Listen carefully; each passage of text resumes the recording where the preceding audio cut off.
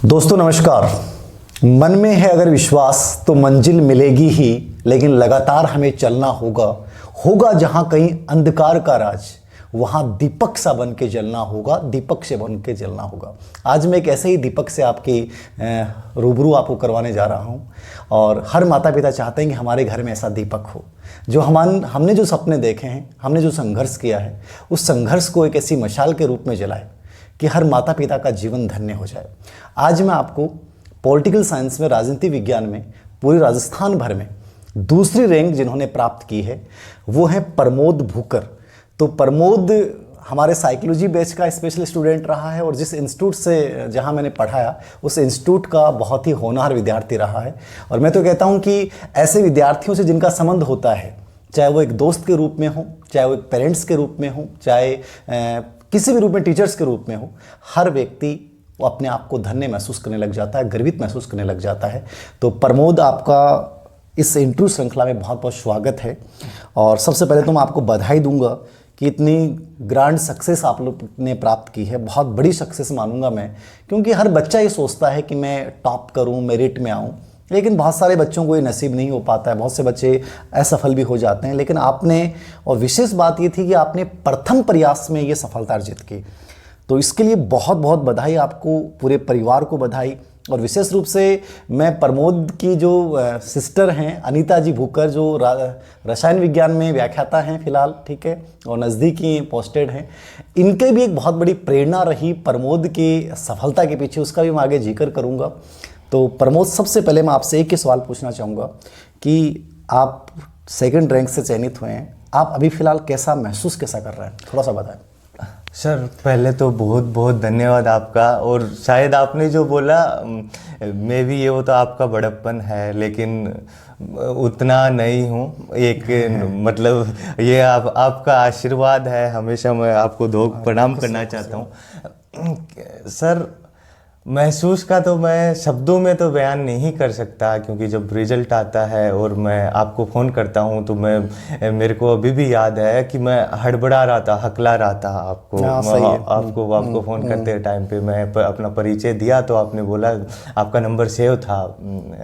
तो सर, उस टाइम का और उस दिन के बाद में कुछ भी मतलब एक्सप्लेन करने लायक नहीं है। मैं वो जानता हूँ, और मैं अपने मम्मी पापा को, इनके चेहरे पे जो खुशी देखने की होती है कि वो मैंने रियल में देखी, अपनी सिस्टर की देखी, परिवार वालों की देखी। और सबसे बड़ी बात है, मैंने आपके चेहरे पे, जब मैं आपसे सीकर में हमारी मुलाकात हुई थी, तब आपके चेहरे पे खुशी देखी, तो ऐसा मन हुआ कि आज मतलब हाँ कुछ किया है, मतलब खुद के लिए नहीं, कि जो अपना आसपास के सराउंडिंग के लोग हैं, अपने चाहने वाले हैं, उनके लिए कि हाँ कुछ किया है। निश्चित रूप से यही होती है खुशी। तो उस खुशी को व्यक्त नहीं किया जाएगा, आपकी धड़कनें बढ़ जाएंगी। मुझे आज भी याद है, मैंने कॉल किया, इसका कॉल आया था खुद चल के कि सर मैं सेकंड रैंक से, तो इस ढंग से बात नहीं कर पा रहा था। मतलब बहुत ज़्यादा खुशी होती है तो हमारे सवेंग जो हैं वो अस्थिर हो जाते हैं, और सवेंगों के अस्थिर होने की वजह से वो जो बात हमें कहनी है वो हम कंप्लीटली और क्लियरली कह भी नहीं पाते हैं। और मैं चाहता हूँ कि ये खुशी आप में से हर एक उस बच्चे को जो इस इंटरव्यू को देखेगा और जो अपने माता पिता के सपने को सच करने के लिए जी जान से जुटा है, मेरी ये दुआ है। और प्रमोद की भी आपको शुभकामनाएं हैं कि आप भी ऐसी खुशी एक बार अपने जीवन में जरूर महसूस करें। प्रमोद, जैसा मैंने आपसे बात की तो मुझे ऐसा लगा कि आपके जो जीवन को मैंने थोड़ा सा सुना, जाना आपके माध्यम से, और आपकी सिस्टर ने आपके बारे में बताया कि आपका जो शुरुआत में विचार था वो ये था कि बिजनेस में कुछ करूँ, और आप दिल्ली गए थे तो उस समय भी आपके दिमाग में विचार था, और उसी विचार को लेके आप जयपुर आए, और जयपुर जीटी के पास आपने एक कैफ़े भी खोला था, और 30 से 40 हज़ार रुपये रेंट पे आपने दुकानें भी ली थी। तो ये विचार कि बिज़नेस शुरू करना है, उसके बाद अचानक से आपने स्कूल लेक्चर में सेकंड रैंक के साथ आप चयनित हुए, तो ये बिज़नेस और गवर्नमेंट जॉब, ये इनके पीछे क्या रिलेशन था? जी सर, मैं पढ़ाई में हमेशा ही एक एवरेज स्टूडेंट रहा हूँ। मैं हमेशा हर टाइम पे कुछ कहते हैं कि इंटेलिजेंट लोग ही कर पाते हैं, मैं 50-55 वाला स्टूडेंट रहा हूँ, जिनसे ज़्यादा उम्मीदें नहीं होती। घर वालों को ऐसे होता है जैसे हर माँ बाप कहते हैं कि हमारे बच्चे में दिमाग तो वो होता है लेकिन ये यूज ही नहीं लेता। तो उस हिसाब से तो है। बाद में कुछ दोस्तों का सर्कल वगैरह ऐसा था कि एंटरप्रेन्योरशिप करनी है आपको, बिजनेस हम फील्ड में जाएंगे। तो फिर हम आए एक दो प्रयास एसएससी के लिए किया, जिसमें जितना है प्रयास वही सफल होते हैं जिसमें हम अपने मन से करते हैं, ईमानदारी से हाँ ईमानदारी से करते हैं। वहाँ पे मेरी ईमानदारी नहीं थी। हाँ, मैं इस चीज़ को एक्सेप्ट करता हूँ। फिर जयपुर आता हूँ, जयपुर में उस चीज़ में खपाता हूँ मैं 1 साल के लगभग। फिर मेरा एक दोस्त है बहुत अच्छा, जिसको मैं कहूँगा कि भगवान करे दोस्त दें तो वो सबको वैसा दें, विनीत।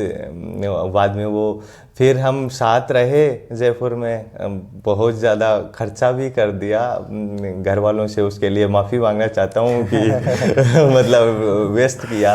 लेकिन अब मैं कह सकता हूँ उनको कि हाँ, मैंने ठीक है जयपुर आके अच्छा काम किया, आप तो अब तो आप खुश हो। विनीत ने जो बाद में बैंक मैनेजर में लग गया, सिलेक्शन हो गया, तो हमारा जो जहाँ पे बिजनेस जहाँ तक पहुँचा था, हम 6, 7, 8 महीने में जितना पहुँचा पाए थे, मैंने वापस खींच लिया उसको एक महीने में। फिर सर फर्स्ट ग्रेड की तरफ मतलब बहुत अच्छी बात कही कि कई बार क्या होता है, हमारे दोस्त हमें बहुत मोटिवेट कर जाते हैं, और इनके साथ भी ये हुआ कि कहाँ कॉफ़ी कैफ़े हाउस करना था। अपने दोस्त के साथ शुरुआत भी एक की, जयपुर जैसे शहर में की। निश्चित रूप से माहौल वहाँ का एक अलग तरीके से आपको प्रेरित करता है। लेकिन इसी सफ़र के दौरान विनीत बैंक पीओ बन जाता है, और उस बैंक पीओ बनने से जो बिजनेस वाला सपना था उसको बीच में ही चकनाचूर करके, और प्रमोद भी राजनीति विज्ञान स्कूल लेक्चरशिप की तैयारी के लिए जुट जाता है। और मात्र 51 दिन होते हैं। देखिए कई बार होता है ना, एग्जाम एक्सटेंड होना बुरी बात होती है, लेकिन इसके लिए एग्जाम का आगे हो जाना बहुत अच्छी बात साबित हुई। 51 दिन भी इसने बहुत अच्छी मेहनत की। ठीक है, इसने कोचिंग भी पॉलिटिकल साइंस में जीसी जाखड़ सर के पास क्लास ली थी। ठीक है, साइकोलॉजी में ऑलरेडी मेरे पास ली थी, लेकिन एग्जाम एक्सटेंड हो जाना इसके लिए बहुत अच्छा साबित रहा। एक चीज़ और मैं पूछना चाहूँगा प्रमोद, आपसे मैंने बात की तो आपने बताया कि कई बार बच्चे बहुत बार पूछते हैं कि सर मैंने इस कोचिंग टेस्ट सीरीज ज्वाइन की, उसमें मेरी रैंक बहुत डाउन आ रही है, मेरे पर्सन सही नहीं हो रहे हैं। मुझे पता चला कि आपने जब पहली बार टेस्ट दिया था तो उस समय आपकी 60 बच्चों में कौन सी रैंक थी? जी, मुझे आज भी याद है 57 रैंक थी मेरी। लेकिन मैंने फिर सोचा, एक बार के लिए तो आपको झटका सा लगता है कि आप कर क्या रहे हो। फिर ऐसे लगा कि कम से कम 3 से तो आगे हैं, मतलब ऐसा है कि 3 से आगे हैं। फिर मेरी नेक्स्ट जो टेस्ट होता है, संडे टू संडे टेस्ट होते थे, उसमें मेरी 28 रैंक थी, 28वें। कहा ठीक है, अब थोड़ा सा सेल्फ सेटिस्फेक्शन मिलता है, लेकिन इतना है कि आप 50-60 बच्चों में 28वें नंबर पे, 57वें नंबर पे आ रहे हो। तो राजस्थान में तो ऑल राजस्थान में ये राजस्थान के बैठेंगे, बाहर के बैठेंगे, कितने बड़े कंपटीशन में आप कहाँ होगे। एक बार खुद से मतलब सेल्फ इवेल्युएट करना, खुद से पूछना कि भाई चल क्या रहा है। मतलब आप दिशा पे तो हो, पहले ही इतना कुछ कर चुके हो, घर वालों को मतलब उस हिसाब से कि उनका विश्वास भी जीतना है। इसलिए बाद में कंटिन्यू रैंक आती है 9th, बाद में 7th करके। फिर इतना है, हम 3 दोस्त थे, आशीष में एक लड़की थी अंकेश, ये करके कि हाँ एक दी थी प्रतिभा दी, जिनका 13 रैंक पे हुआ है। आशीष का भी सिलेक्शन हुआ है, झुंझुनू के हैं। अच्छा। हाँ, तो मतलब उनका था इतना, हमें कंपटीशन चलता था। कंपटीशन ऐसा नहीं कि मैं टांग अड़ा के वो मेरे को गिरा दें या ऐसा नहीं, सकारात्मक कंपटीशन, सकारात्मक प्रतिस्पर्धा का भाव, और ये हर तैयारी करने वाले में होना चाहिए। ईर्ष्या का भाव नहीं होना चाहिए, लेकिन ये सकारात्मक प्रतिस्पर्धा होनी चाहिए, तभी इसमें मतलब आपको हेल्प करती हैं ये चीज़ें एग्जाम तक, और एग्जाम के बाद में आगे लाइफ में भी हेल्प कर देंगे। निश्चित रूप से बहुत सुंदर बात मैं आपको कहूँगा कि कभी भी ये मत सोचिए कि आपकी अंतिम भी रैंक है, 58वीं रैंक है, तो वहाँ ये सोचना कि मैं किसी 2 या 3 बच्चों से तो ऊपर हूं। तो कितनी पॉजिटिविटी है, और उसके बाद वो रैंक एकदम डाउन होती जाती है, और एक दिन आप इतिहास रच डालते हैं और आप 2nd रैंक से चयनित हो जाते हैं। तो कभी किसी टेस्ट सीरीज के परिणाम के आधार पर अपने आप को मत आकलित कीजिए। कोशिश करेंगे मेरी अंतिम रैंक है तो मैं इसको फर्स्ट तक कैसे लेके आऊँ। और प्रमोद ने इस चीज़ को साबित किया है कि कहाँ बिजनेस करने चला था, और बहुत शौक पाल रखे हैं इसने। मैंने पता चला इनकी सिस्टर से कपड़े पहनने का बड़ा शौक है, मूवी बहुत ज़्यादा देखता था, आईफोन ही रखता था। तो क्लास में बहुत सारे बच्चों को लगा कि जो आईफोन रखता है वो सिलेक्ट हो सकता है क्या? यदि आप संतुलित प्रयोग फोन का करते हैं, अपने शौक भी आपके साथ पूरे हो रहे हैं, तो आप बहुत कुछ कर सकते हैं। ये प्रमोद का जीवन हमें सिखाता है कि ऐसा नहीं है कि आप इन चीज़ों से दूर रहकर ही सफलता प्राप्त कर सकते हैं। इनके साथ भी यदि संतुलित दृष्टिकोण अपनाते हैं तो आप सफल हो सकते हैं। प्रमोद, बहुत बच्चों ने कमेंट किया, जैसे आपका सिलेक्शन हुआ, मैंने आपकी पोस्ट डाली, राजनीति विज्ञान के आप स्टूडेंट रहे हैं, पॉलिटिकल साइंस के स्टूडेंट रहे हैं, तो पॉलिटिकल साइंस के जो बच्चे प्रिपरेशन कर रहे हैं, तैयारी कर रहे हैं, उन बच्चों को आप क्या सुझाव देना चाहेंगे? आपने कैसे पढ़ा, कौन सी किताबें इन बच्चों को पढ़नी चाहिए ताकि वो भी आपकी तरह कम समय में पहले प्रयास में बहुत अच्छे रैंक के साथ चयनित हो सकें? जी सर, मैं सबसे पहले तो जो सेलेक्ट हुए हैं उनको बहुत बहुत बधाई देना चाहता हूँ। जो मेरे दोस्त तैयारी कर रहे हैं और जो मतलब लड़कियां तैयारी कर रही हैं उनको बहुत बहुत शुभकामनाएं देना चाहता हूँ कि इस वर्ष नए साल रिजोल्यूशन लीजिए कि एग्ज़ाम कब होए डजेंट मैटर। मतलब वो गवर्नमेंट का काम है कि कब वैकेंसी आएंगी, कब एग्ज़ाम होगा, एग्ज़ाम पोस्टपोन्ड हो गया तो, लेकिन हमें नहीं रुकना, हमें अपने एग्ज़ाम की तरफ होना चाहिए। बाकी सबको पता है जो तैयारी करते हैं, प्लीज़ एक छोटा सा सजेशन ये दूंगा, बाकी आपकी मर्ज़ी है जो है, कि गाइड को जितना हो सके, कोई भी गाइड हो उसको अवॉइड कीजिए, क्योंकि पॉलिटिकल साइंस जिस हिसाब का सब्जेक्ट है गाइड्स में उसको कलेक्ट नहीं किया जा सकता।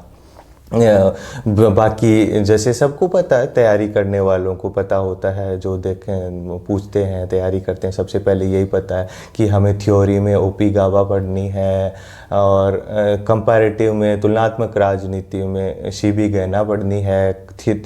थिंकर्स में पुखराज जैन की अच्छी किताब है, लेकिन मैं कहूँगा आपको कि पुखराज जैन से थोड़ा आके जाके ओपी गाबा की तरफ बढ़िए, क्योंकि जिस हिसाब के अभी लास्ट के पिछली बार का पेपर आया 2013 के पेपर को आकलन आप कीजिए और 13 वाले पे 16 वाले को एक बेस मत मानिए और 18 वाले को बेस मानिए। उसमें पता चलेगा आपको कि आप हमें ओपी गाबा की तरफ बढ़ना चाहिए। आईआर में बीएल फड़िया ने बहुत, पता है किताबें मोटी मोटी होती हैं, लेकिन जितने आपको सेलेक्टिव चीज़ें पढ़नी है, जितने आपके कोर्स को सामने रखिए और उसको पढ़िए। और बाकी अगर कोई पॉलिटिकल साइंस का कर रहा है, कोई लड़कियों का किसी के, मेरा वो मकसद नहीं है कहने का, पॉलिटिक्स में थोड़ा सा इंटरेस्ट कम होता है। मेरा पॉलिटिक्स में बहुत ज़्यादा इंटरेस्ट है। मेरी हमारी जून में एग्ज़ाम होने वाली थी और मई में वो रिजल्ट आते हैं लोकसभा के, चुनावों के। मैंने पूरा दिन दिया कि एक तो इंटरेस्ट का होता है कि आप पॉलिटिकल व्यू रखते हो, ये बहुत बड़ा मैटर करता है आपको कौन से कहाँ पे रिजल्ट आ रहे हैं चुनावों के। वो एक दिन आपने दिया, लेकिन वो अगले 5 साल तक आपको दोबारा वो चीज़ पढ़ने के लिए नहीं कहेगा। आप पॉलिटिकल साइंस से कर रहे हो, कोई आपसे पूछे सरकार किसकी है, फलाना मिनिस्टर कौन है, कितनी सीटें थी, किस स्टेट में किसकी सरकार है, आपको तब ऐसा ना देखने पड़े ये तो मेरे को पता ही नहीं है। प्रधानमंत्रियों का ऐसा है कि पॉलिटिक्स में इंटरेस्ट रखोगे तो वो पोर्शन जैसे नेट में भी आता है, 5 क्वेश्चन के उसके आते हैं, और अपने फर्स्ट ग्रेड में भी और राजस्थान में भी ट्रेंड बन गया है धीरे धीरे हम देखते हैं। राजस्थान में राजनीति से जो करंट पॉलिटिक्स है भारतीय राजनीति से बहुत ज्यादा पूछी जा रही है, पेपर में बहुत ज्यादा आ रही है, और ये बहुत पॉजिटिव बात है आप लोगों के लिए। पॉलिटिकल पेपर हार्ड होने का रीजन भी यही है कि आज के बच्चे करंट नहीं पढ़ पा रहे। लोगों के लिए यूएस के चुनाव हुए, अमेरिका के चुनाव में जो बाइडेन जीते और ट्रंप हारे। दूसरे सब्जेक्ट वालों के लिए जीके का क्वेश्चन था, करंट का क्वेश्चन था, बस दैट्स इट। हमारे लिए वो उसकी चुनाव पद्धति है और जो कैसे जीते, ट्रंप की कैसे जीते, वहाँ की जो पूरी व्यवस्था है उसको हमारे लिए काम हो गया। मोदी जी ने कोरोना में किसी से बात की, कोरोना पीरियड में वैक्सीन से रिलेटेड या फिर यूएस अमेरिका के रिलेशन, हमारे लिए वो सब, हमारे लिए ब्रिटेन, वो अमेरिका के और भारत के रिश्ते विदेश नीति से संबंधित हो गई। इसलिए राजनीति विज्ञान से कोई मेरा भाई बहन दोस्त जो भी तैयारी कर रहे हैं, करंट और पॉलिटिक्स में इंटरेस्ट रखिए। आपको बहुत सारी चीज़ें हैं जो पढ़नी भी नहीं पड़ेंगी, उसमें ऐसा है नेट में हेल्प करेंगी। मैंने ऐसा किया है कि पॉलिटिक्स में अब प्लेटो है, अरस्तु है, उसके बाद में वो आता है मैकियावेली आता है, बेंथम। तो मार्क्स ऐसी बात क्यों करता है? मार्क्स के मतलब उसकी परिस्थितियां कैसी थी, उस परिस्थिति में जाके हम उसको सोचेंगे। आंख बंद कर लो, मार्क्स की जो परिस्थिति थी एक बार देख लो, उसमें जाके सोच लो, अपने आप आपको एग्जाम में उसके मार्क्स के क्वेश्चन आएगा, डेफिनेटली हेल्प करेगा। रूसो का एक हमारे पॉलिटिकल साइंस में एक टर्म आता है सोशल कॉन्ट्रैक्ट, सामाजिक समझौता। तो उसमें ऐसा था कि वो लोक का समझौता कैसा था, होब्स का समझौता कैसा होता है, रूसो का कैसा होता है। तो वो अपनी प्राकृतिक अवस्थाएं बताते हैं, उसमें जाके मतलब हम उसमें जाके सोचेंगे, हमें बहुत सारी चीजें ऐसी होगी, बाद में हम पढ़ेंगे कि उसने समझौता कैसे किया, कितने समझौते किए, ये सब बाद में किताबों में पढ़ेंगे, हमें बहुत ज्यादा इजी लगेंगी। सही बात है जी। ऐसा है कि उस चीज को जियो। पॉलिटिकल साइंस को अगर क्या कोई किसी भी चीज के लिए, जैसे आप रीट के लिए कर रहे हो या आप हिस्ट्री के लिए कर रहे हो, तो उस चीज को प्रताप है, महाराणा प्रताप है, तो उनका क्या व्यू होगा उस टाइम पे लड़ते मतलब उसको उस परिस्थिति में अपने आप को रख के आपको अपने आप को जोड़ दो उस चीज से, तो वो आपके लिए बड़ा लाभदायक बन जाएगा। हाँ जी सर, ये सब बहुत बहुत। और न्यूज़पेपर सबसे इंपॉर्टेंट चीज है। करंट इश्यूज के लिए आप ये थोड़ा सा न्यूज़पेपर को दें तो चीज़ें हेल्पफुल होती हैं। न्यूज़पेपर हमें सिखाता है हर चीज़ में इंटरेस्ट लेना।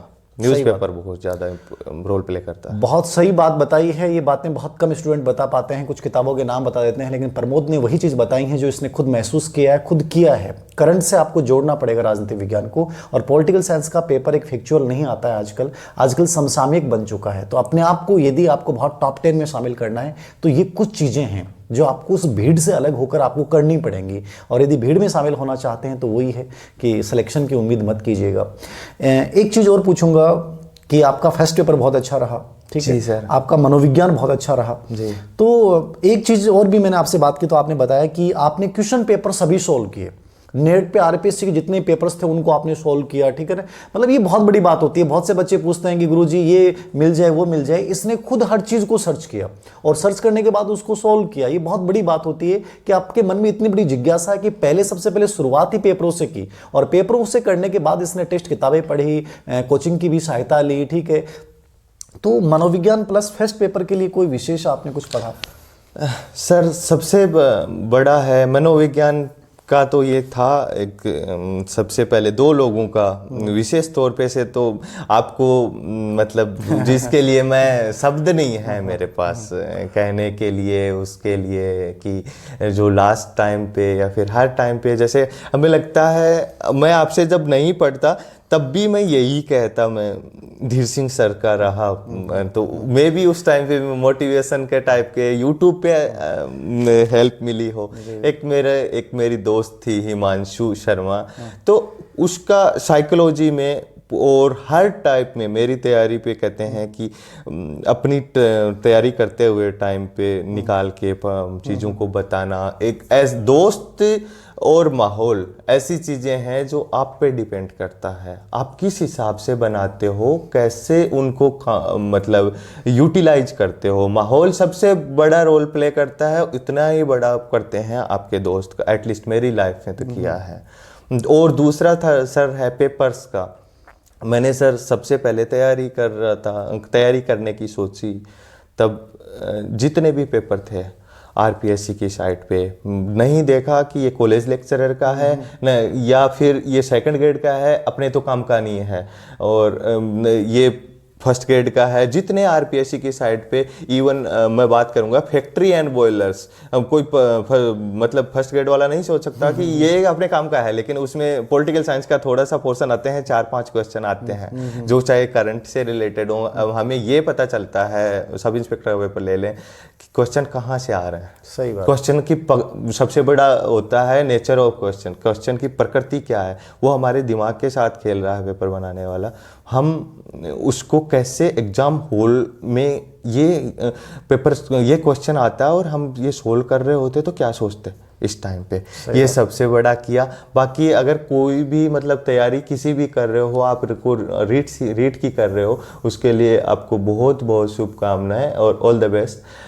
तो उसके लिए है पेपर्स की तरफ जाइए, मतलब कुछ भी पढ़िए, बार बार पढ़िए, उसको कंटिन्यू रखिए अपना स्टडी को, लेकिन पेपर्स को दिन में कम से कम 2 पेपर एटलीस्ट ऐसे हैं जिसको हल करना चाहिए, सोल्व करना जो सोल्व करना चाहिए। उसमें पेपर्स में ये होता है, एक तो एक वैसे गाइड के क्वेश्चन होते हैं, उसमें ऐसा होता है सर गाइड लिखने वाले हम उसके दिमाग में उस टाइम पे क्या चल रहा होगा क्वेश्चन फॉर्म करते टाइम पे। एक होता है पुराना जो क्वेश्चन आया हुआ वो पेपर के थ्रू पता चलता है, या फिर उसको करते टाइम इतना होता है एग्जाम पेपर सेटर क्या सोच रहा है, और दूसरा पेपर बनाएगा तो उसको बेस जरूर बनाएगा। इसलिए पेपर करना बहुत कंपटीशन में मेरे तो हेल्प करी है, और मैं जो भी पूछता है फ़ोन वगैरह आते हैं और आते हैं उसको यही सजेस्ट करता हूँ, आप कुछ भी पढ़ो लेकिन पेपर करना मत छोड़ो।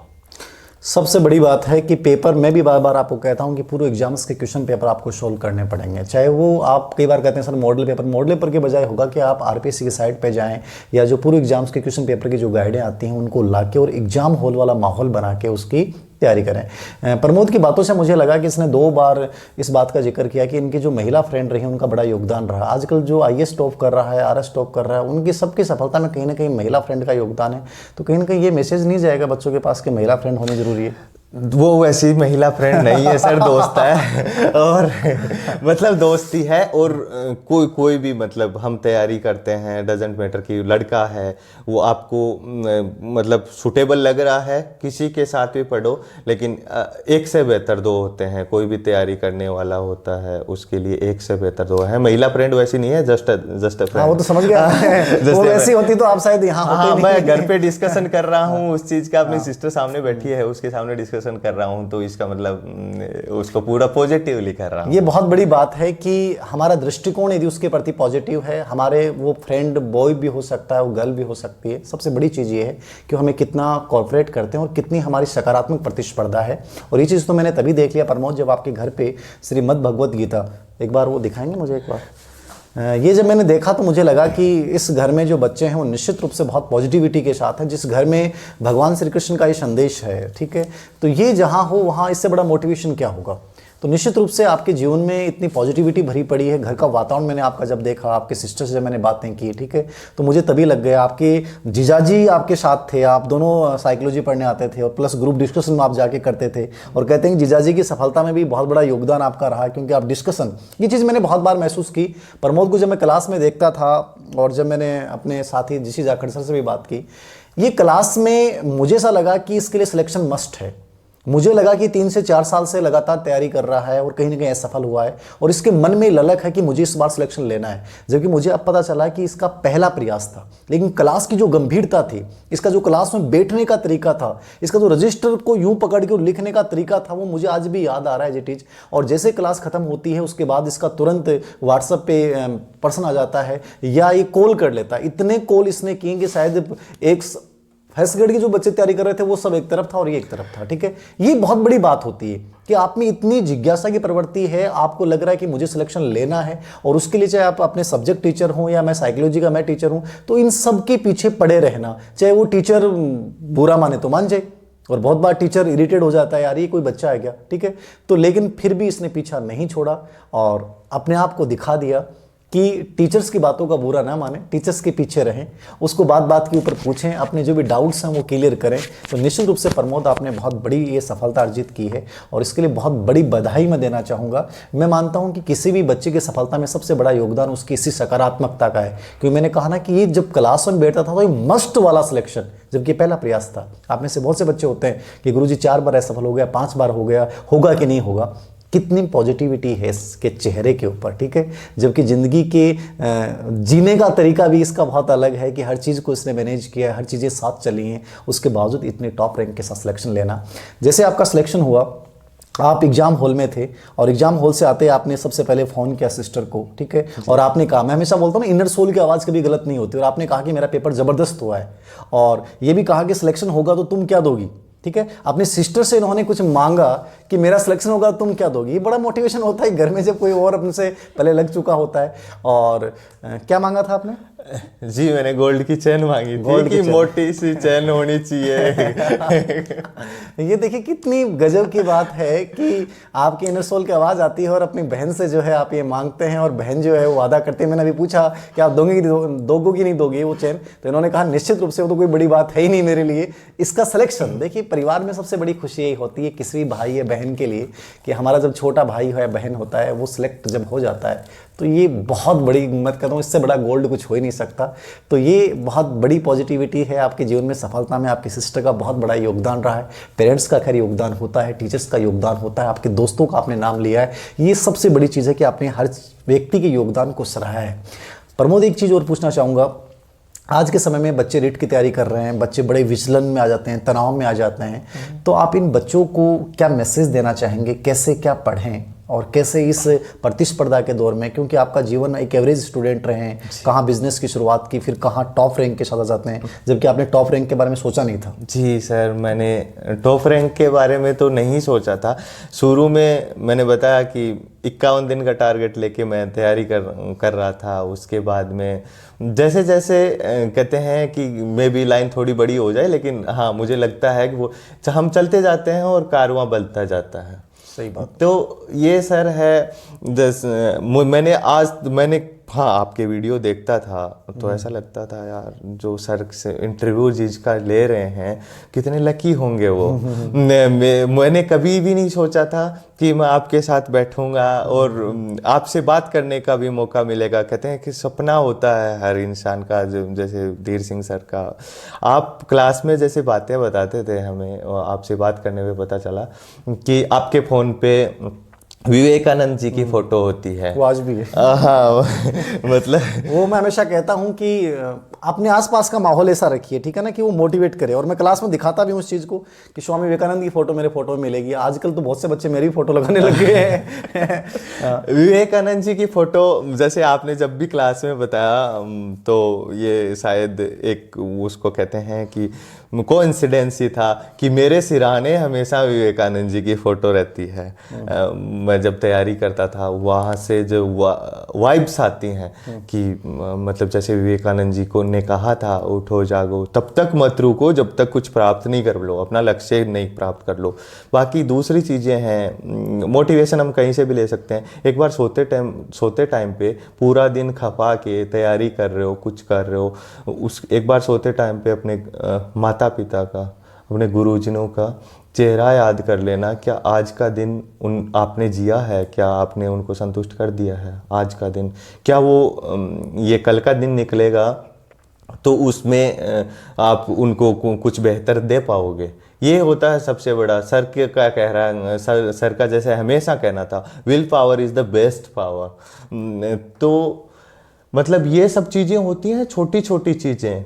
नर्वस नहीं होना सबसे इम्पोर्टेंट चीज़ है। अपने आसपास का माहौल, और माहौल परिस्थिति कैसे भी हो, माहौल हमें खुद को बनाना पड़ता है। पॉजिटिव वातावरण में रह के तैयारी करनी है आपको। कुछ मैं बताऊं, जयपुर यहाँ से 100 किलोमीटर होगा। मैं एक साल में एक बार आया था, नाना जी की डेथ हो गई थी, तब मैं उनको लेके आता हूँ शाम के टाइम, सुबह के टाइम पे, और मैं दोपहर बाद में वापस चला जाता हूँ उनका अंतिम संस्कार। मैं मतलब माहौल इतना होना चाहिए, आपके मेहनत कर रहे हो तो इतना होना चाहिए, बाकी सारी चीज़ें आपको कर ही नहीं सकती। परिस्थितियाँ हैं वो आपको डिस्टर्ब कर ही नहीं सकती। जितना जिससे भी ज्ञान लेने का मौका मिले मत देखो, दोस्त है, गुरु है। सर ने जैसे बताया कि मैं उनको फ़ोन कर लेता था, मेरे मन में होता था करना चाहिए कि नहीं करना चाहिए, सर इरिटेट हो जाएंगे, ये हो जाएंगे, ऐसा सोचेंगे यार ये कहाँ से आ गया। तो मतलब फिर भी मैं मन नहीं मांगता था कि कोई बात नहीं, सोचें तो सोचें, हमें तो आंसर मिलेगा उस क्वेश्चन का। तो ये चीज़ें होती हैं। कोई भी बच्चा तैयारी कर रहा है, रेगुलर स्टडी करे, बार बार एक चीज़ आज पढ़ ली उसको 2-4 दिन बाद में, या जीवन में मतलब सबसे बड़ी होता है एक्सपीरियंस, हमें सिखाता है। एक्सपीरियंस उसी चीज़ का आता है जिसको हम बार बार करते हैं। सही। हाँ जी, ये है कि हर तैयारी करने वाला। बाकी मोटिवेशन के लिए तो धीर सिंह सर से बेस्ट तो मुझे आज तक कोई नहीं लगे, जिनको मतलब कहते हैं कि इनका मुस्कुराता हुआ चेहरा, वीडियो देखते ऑन करते ही मुस्कुराता हुआ चेहरा याद आता है कि पॉजिटिव वाइब्स आने लगती हैं। बाकी मैं अपनी सिस्टर जिन्होंने मेरे को हमेशा मोटिवेट किया। इनका सिलेक्शन होने के बाद तो मैंने एमए की थी कि आप ले सकते हो, तो हम तो सेम माँ के हैं तो मैं भी ले सकता हूँ।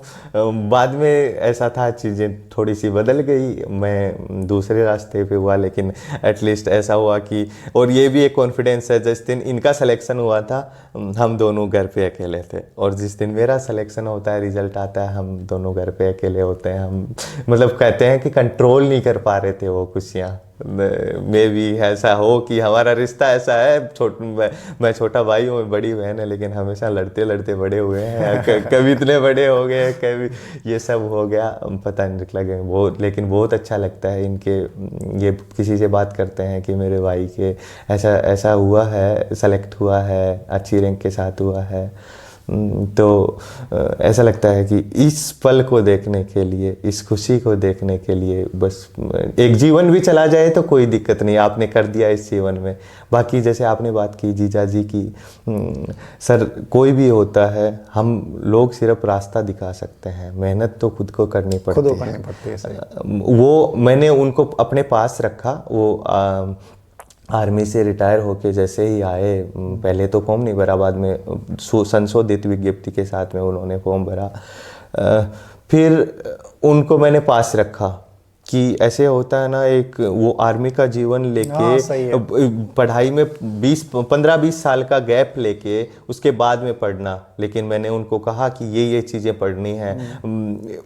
मैं उनके लिए कभी ऐसे नहीं रखा कि हमारा मतलब ये रिश्ता ऐसा है कि मैं अपने जीजा जी को पढ़ा रहा हूँ। इवन कभी कभी ऐसा होता है, मैं उनसे कहता हूँ तेरे समझ नहीं आती क्या बात है, एक बार बता दिया, बाद में आत्मग्लानि होती थी, लेकिन उस टाइम उतना टाइम नहीं था। उनका भी उतना ही योगदान है। सुबह उठ के चाय पिलाया करते थे, हम रहते थे 3 जने, तो वो आर्मी का शेड्यूल है जिस हिसाब से वो 6 बजे 6 या 7 बजे वो चाय बनाते थे। मैं पढ़ने का ऐसा है, कभी भी पढ़ो, डजंट मैटर कि सुबह जल्दी उठ के पढ़ो। हाँ, वो चीज़ हेल्प करती है, सुबह सुबह एनर्जेटिक रहता है, लेकिन मेरे से तो नहीं पढ़ा जाता। मैं रात को 3 बजे तक पढ़ता था और सुबह 8-10 बज जाते थे उठते उठते। तो ऐसा आपकी क्लास होती थी तब इतना होता है, तब अपना आप आंखें खुल के कि चला जाता था।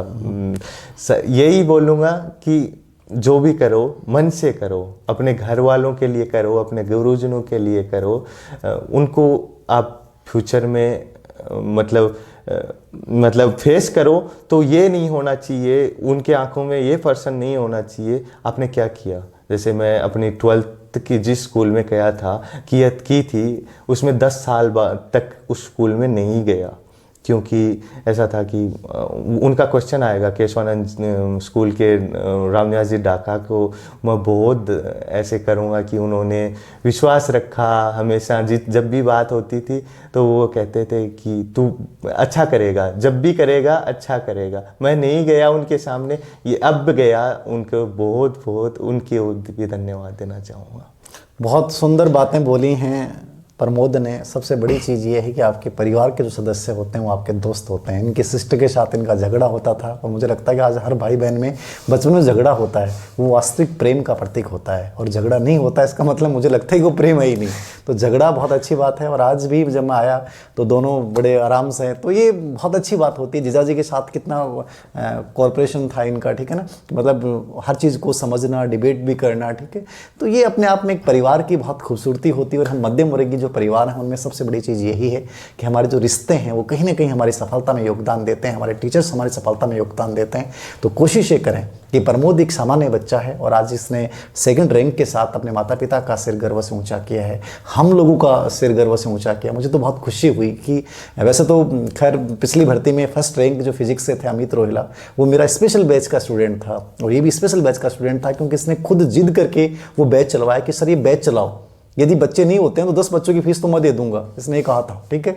इसकी जिद पे मैंने वो बैच शुरू किया था जयपुर में पहली बार, क्योंकि जयपुर में पहली बार शुरुआत की थी मैंने, ठीक है। इसके कहने पे वो बैच शुरू किया और बहुत सुंदर मतलब रिजल्ट रहा। तो अपने आप में ऐसे शिष्यों को पाकर, ऐसे स्टूडेंट्स को पाकर हम लोग भी अपने आप में गर्वित महसूस करते हैं। विद्यार्थियों को इसका यही संदेश है, ईमानदारी से करें, मन से करें। आपका बैकग्राउंड महत्वपूर्ण नहीं है, आपकी शैक्षिक रिकॉर्ड आपके लिए महत्वपूर्ण नहीं है। महत्वपूर्ण यह है कि जिस दिन आप खड़े हो गए उस दिन स्वामी विवेकानंद के उस वक्तव्य की तरह कि जब तक हम लक्ष्य को प्राप्त नहीं कर लेंगे तब तक रुकेंगे नहीं। तो आपकी सफलता प्रमोद न केवल मेरे लिए, पूरे परिवार के लिए और उन सभी बच्चों के लिए जो किसी न किसी रूप में लेट शुरू कर देते हैं, किसी न किसी रूप में हताश हो जाते हैं या बिजनेस माइंड में होकर उलझ जाते हैं, उन बच्चों के लिए आपका ये जो आज का इंटरव्यू है मुझे लगता है कि बहुत प्रेरणादायी साबित होगा। बहुत बहुत धन्यवाद आपका। और कोई और प्रश्न लिखा था मैंने, कुछ बच गया हो तो मैं पूछ लेता हूँ। ठीक है, क्वेश्चन पेपर का आपने बता दिया, रिजल्ट एग्जाम, ठीक है। तो ये महत्वपूर्ण चीज़ें थी। क्वेश्चन पेपर पे विशेष रूप से आपको ध्यान देना है कि पूरे एग्जाम के जो क्वेश्चन पेपर हैं उन पे विशेष रूप से उन पे ध्यान रखें, उनको बार बार सॉल्व करें, एक्सरसाइज करें और एग्जामिनेशन जैसा माहौल अपने स्टडी रूम में बनाने की कोशिश करें। निश्चित रूप से आप सफल होंगे। तो प्रमोद, एक बार फिर से आपको बहुत बहुत आभार और ये शुभकामना देता हूँ कि आप आने वाली इससे भी बड़ी एग्जाम में बहुत अच्छी रैंक के साथ सफलता प्राप्त करें। बहुत बहुत धन्यवाद। जी सर, बहुत बहुत धन्यवाद आपका।